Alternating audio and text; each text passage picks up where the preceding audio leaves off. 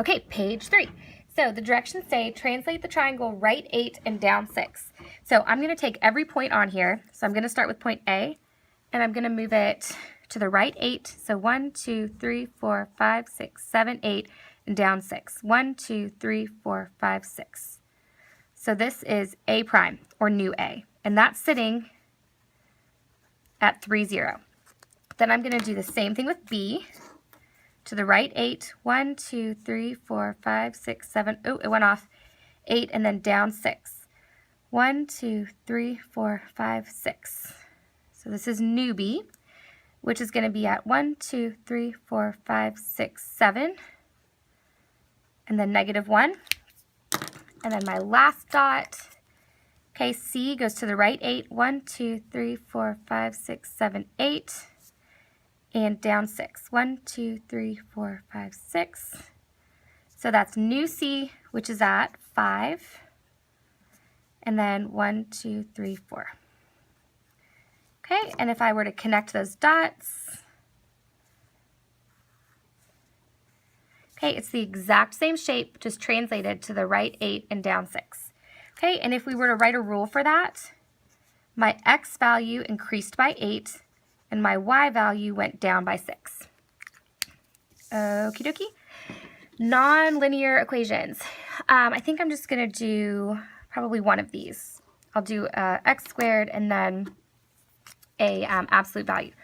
So if we're doing x squared minus 3, I'm always going to give you the points to pick. So if I do negative 3 squared, that's 9.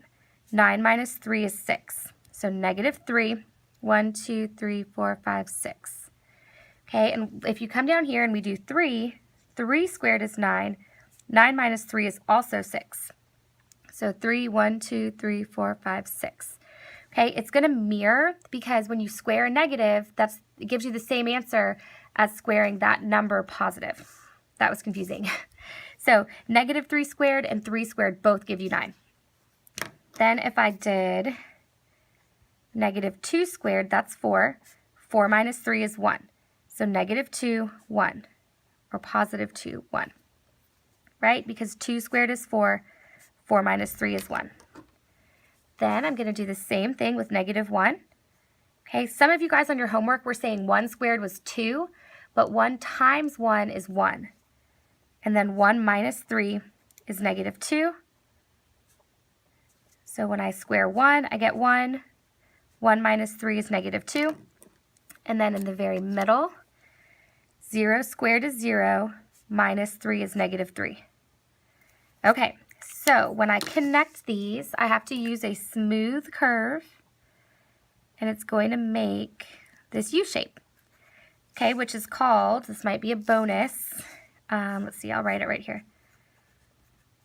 It's called a parabola, okay? So if you're getting something other than a parabola, go back in and make sure that when you're squaring a negative, you're making it positive. Okay, the next part, when you have an absolute value.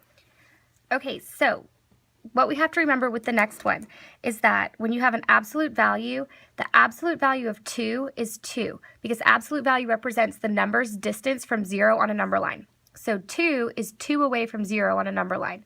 Negative 2 is also 2 units away on a number line. So don't forget, okay, absolute value represents the distance from 0 on a number line.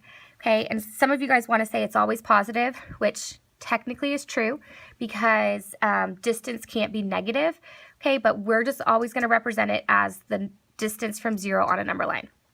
So if I have the absolute value of negative 3, that's 3. 3 minus 3 is 0. So when I put in a negative 3, I got out a 0. Well, it should be the same down here because the absolute value of positive 3 is 3. 3 minus 3 is 0.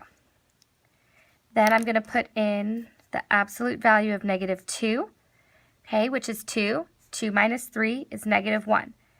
The absolute value of positive 2 is 2. 2 minus 3 is also negative 1. So negative 1, negative 1. When I put in the absolute value of negative 1 minus 3, that's negative 2. The absolute value of 1 is 1. Minus 3 is negative 2 again. So negative 2. Okay, and you guys can see the V forming. And then the absolute value of 0 is 0. 0 minus 3 is negative 3. So I'm going to connect these, okay? And this is a steady slope. It's not a soft curve. So it'll make a V.